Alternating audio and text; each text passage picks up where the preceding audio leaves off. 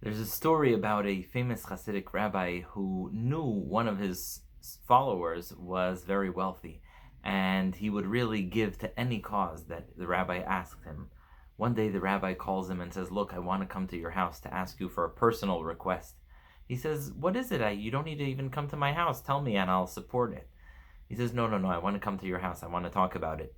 Okay, he comes over to his house, he sits down, and he tells him, "Look, there's this very poor family. They have 8 children.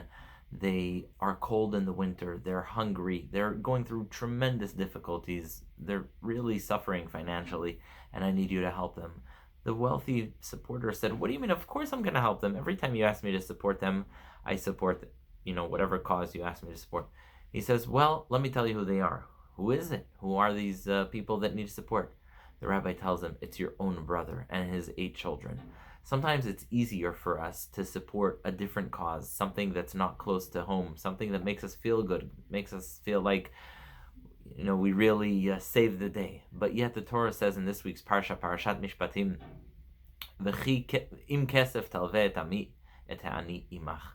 First, the person that you should help is the person that's with you. Et ha'ani imach. The rabbis teach, based on this, a very important lesson.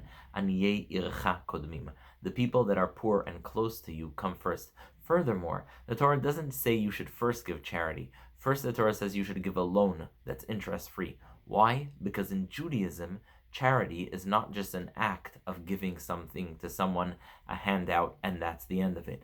It's an act of stabilizing, helping the person come back to normal. If you can do it by giving them an interest-free loan, please do that. Otherwise, you give them charity, help them stand up on their feet. Don't ignore those around you. Don't go to some random person that you don't know and give them before you've given your own brother. That is the lesson of tzedakah, and that is how charity in Judaism is so radically different than it is in any other culture.